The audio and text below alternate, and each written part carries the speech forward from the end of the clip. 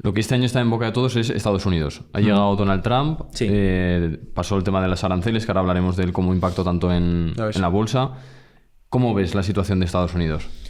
Veo que hay una polarización tremenda de la política que al final se lleva al terreno económico, y veo que en la administración estadounidense hay muchas sensibilidades.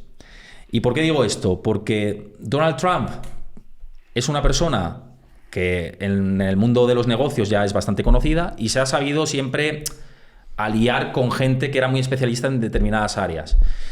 En el mandato anterior tenía muchos díscolos dentro de su gobierno en el año 2016, y cuando gana ahora en estas últimas elecciones de noviembre del 2024, se rodea de palmeros principalmente. Pero dentro de esos palmeros también hay voces discordantes, porque tienes a Scott Bessent, que es el secretario del Tesoro de Estados Unidos, que es un hombre que fue alumno de Stanley Druckenmiller, de George Soros, ha gestionado hedge fund, mucho dinero bajo patrimonio, sabe cómo funciona los mercados de capitales, un tío muy técnico. Pero luego tienes a Peter Navarro, que está en las antípodas de Scott Bessent, o tienes a Lutnick, el secretario del Comercio, que también está en las antípodas de Scott Bessent.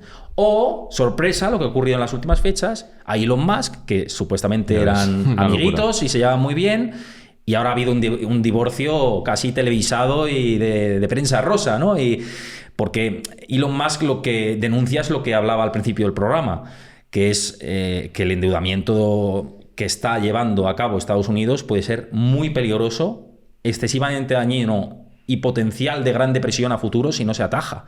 Y eso es lo que veía Elon Musk, pero como tiene que tocar determinadas cosas que dañarían a la sociedad norteamericana y vienen las elecciones midterm enseguida, pues dicen, no, aquí nos vamos a olvidar de lo que dijimos que íbamos a hacer y vamos a otra vez a tirar de deuda, más déficit y patada hacia adelante. Y entonces Elon Musk ha cabreado, claro, por esa situación. Anda, entonces se ha plantado Elon Musk y le ha dicho cómo ha sido la polémica en sí, cómo lo ha dicho él. ¿Ha salido en alguna rueda de prensa y ha mencionado esto? ¿Ha hecho por Twitter? Ha sido a través de Twitter. Vale. A mí me ha parecido muy de rollo de patio de colegio, ¿no? De cuando alguien se te enfrenta y vas con el mensajito y tal. En mi época, ¿no? Que todos escribíamos con notitas. Me ha parecido como que escribían notitas, ¿no? Y empezó a criticar lo del endeudamiento Elon Musk. Trump le contestó y dijo, ¿sabes lo que tenemos que hacer? Quitar las subvenciones a los coches eléctricos, a tal, cual. Entonces le respondió con una severidad muy fuerte. Luego Elon Musk dijo, pues voy a soltar una bomba. ¿Sabéis qué? Donald Trump sale en los papeles de Epstein. Pronto novedades. Y claro, eso fue como la bomba total. Madre mía, tío. ¿Qué son estos papeles? Pues son le está llamando pedófilo básicamente a Donald Trump. De manera así velada. Está diciendo que es un pedófilo, básicamente. Salsa rosa total, ¿eh? Salsa rosa total. Pero fíjate, en ese cruce de mensajes, Elon Musk ya se vuelve loco del todo, empieza a retuitear mensajes en contra de Trump, empieza a contestar retweets de otros. Y hay uno que no llamó mucho la atención, pero a mí sí. Llamó mucho bueno, en algunos medios norteamericanos sí, pero yo dije, hostia, es que está diciendo esto. Hace nada estaba en el gobierno de Estados Unidos y ahora lo está diciendo. Y le preguntaron, oye, ¿los aranceles de Trump te parecen estúpidos ahora que estás fuera? Y le contesta a este usuario de X, los aranceles de Trump van a causar una recesión económica en la segunda mitad del 2025. Un tío que estaba en el gobierno hasta hace nada.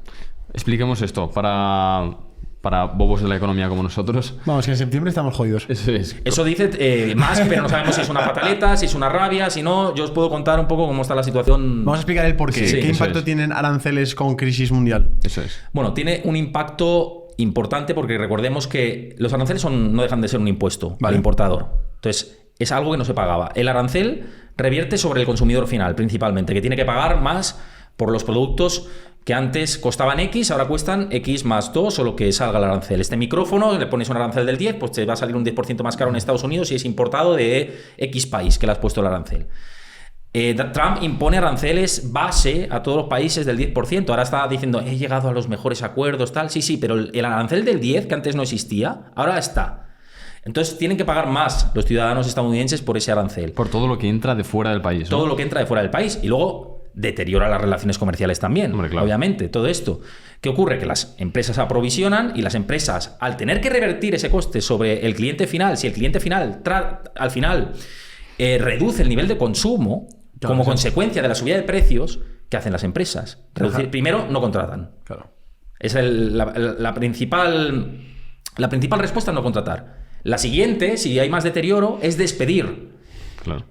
¿Y cuál es el principal elemento común de todas las recesiones económicas o desaceleraciones? Los despidos y el aumento del desempleo. Entonces, por eso tiene repercusión clara la implementación de los aranceles. Pero luego está la siguiente derivada: si no se da esa, la caída del consumo, se da la de que, imagínate que la gente sigue consumiendo, sigue pagando más, ¿qué ocurre? Que los precios suben, que hay crecimiento económico, pero en base a una nueva ola de inflación. Entonces, las dos alternativas que parece que se están cuajando, con más probabilidades, no son buenas ninguna. Luego está la caída en medio, que dices, bueno, un 10% de posibilidades de que más o menos nos manejemos en el alambre, pero el alambre quiere decir que luego va a seguir ese mismo problema. O sea, que vamos a postergar el momento de la llegada del ajuste económico, ¿no? Entonces, eso es lo que causan los aranceles, las dos posibilidades. ¿Y cómo es que anuncia este tema de los aranceles y al día siguiente la bolsa sea afectada? ¿Porque todos los inversores no deciden invertir en Estados Unidos o qué es lo que ocurre? Lo que ocurre es que los inversores empiezan a descontar ese escenario de que puede haber una desaceleración de la economía. Se verá como efecto de los aranceles. De hecho, lo que se observa, sobre todo con la escalada con respecto a China, es: te pongo un arancel del 145%, que eso es a las bravas, decir, no voy a comerciar contigo. Un 145% de aranceles es: no voy a comerciar contigo. China responde: yo tampoco voy a comerciar contigo. Eso es parálisis de comercio entre Estados Unidos y China. Joder, y claro, el inversor dice: me salgo porque esto no pinta bien, esto pinta feo para la renta variable, es decir, la bolsa, para los bonos, para absolutamente todo. Se supone que ese plan maestro de Trump lo que incluía era rebajar el tipo de interés de la deuda para que las refinanciaciones fueran más baratas. ¿Por qué? Porque el inversor institucional, el BlackRock de turno, el Vanguard, las grandes gestoras de fondos internacionales, lo que suelen hacer es empezar a invertir en renta fija de más largo plazo, en bonos de más largo plazo, cuando puede haber la posibilidad de una recesión económica, para refugiar el dinero ahí, apalancar el dinero ahí, y no en bolsa. Se salen de la bolsa y van ahí. Entonces, la teoría era: vamos a causar ruido, luego vamos a hacer acuerdos y vamos a refinanciarnos en un momento en el que esté el ruido y luego levantamos otra vez como si no hubiera pasado nada. ¿Pero qué pasó? Que hicieron esto, pero consiguieron lo contrario. La rentabilidad del bono empezó a subir, tuvo que salir Scott Bessent y decir, hasta aquí hemos llegado, que es el hombre más técnico que os comentaba antes. Y decir, damos marcha atrás, recogemos cable y decimos que hay que llegar a acuerdos comerciales. Entonces la bolsa se empieza a recuperar en V, empiezan a anunciar acuerdos comerciales, que por cierto son peores acuerdos que antes del 2 de abril. Por tanto, otra vez, el ánimo inversor se ha volteado. Pasamos de un extremo pesimismo a un extremo optimismo. Yeah. Un mercado completamente esquizofrénico. Y ese es en el contexto en el que nos encontramos, ¿no? En términos de mercados. Pero ¿y por qué nace esa decisión en un primer lugar? ¿Es por esas ganas de impulsar la economía nacional? Sí.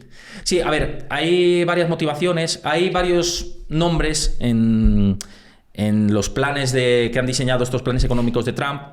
Uno es Michael Pettis, que tiene muchos libros escritos sobre esto, y habla de la necesidad de Estados Unidos de reducir el déficit comercial con respecto al resto de países.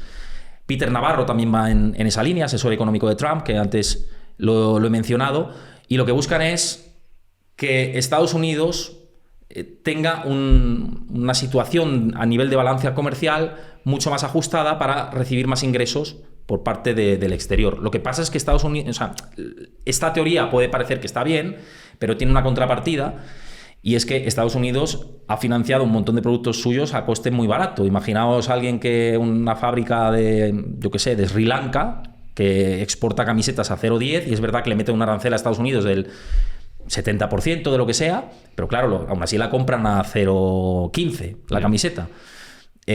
Tú vas a fabricar dentro o vas a premiar que se fabrique dentro, ¿con qué mano de obra? Si estás echando a los inmigrantes también. Hombre, claro. Claro, o sea, ¿cuánto crees que van a pagar los estadounidenses por tu producto fabricado en Estados Unidos para reducir también tu déficit comercial exterior que te estaba financiando el consumo de Estados Unidos? Que recordemos que más del 60% y 70% de la economía estadounidense se sustenta en el consumo.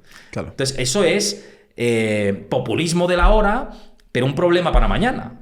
Queda bien en el discurso para conseguir votos, pero luego a lo mejor no sabemos si es tan aplicable, ¿no? Claro, yo creo que el déficit comercial de Estados Unidos le venía bien, francamente. Lo que le venía mal era el déficit fiscal, que es el tema del endeudamiento, deuda y más deuda y cada vez la bola más grande. Eso es lo que les ha jodido, con perdón. Y si vemos el mapa, Lo que pasa en el mundo es que hay una zona que consume mucho y otra zona que produce mucho. Claro. ¿Eso hasta qué punto le da más poder a las zonas productoras versus a las zonas consumidoras? Es que Estados Unidos ha vivido de eso mucho tiempo. Es cierto que Trump dice ahora... ¿No es peligroso, en cierta manera, para el resto de países que no son productores? Claro, sí. Evidentemente tiene la capacidad de hacer una competencia desleal, que es lo que hace China. Es verdad que los equilibrios de fuerza se necesitan conseguir, pero no a base de una negociación... Ya los aranceles no van a ser la solución. Claro, no, en ningún caso. Yo creo que de hecho la solución es el libre comercio, o llegar a unos puntos de más libre comercio, y que cada país juegue sus cartas. Claro. Y Estados Unidos tiene una suerte, que es que tiene la moneda de reserva mundial, que es el dólar, y tiene el toro por los cuernos en muchos sentidos en los mercados de capitales. Entonces,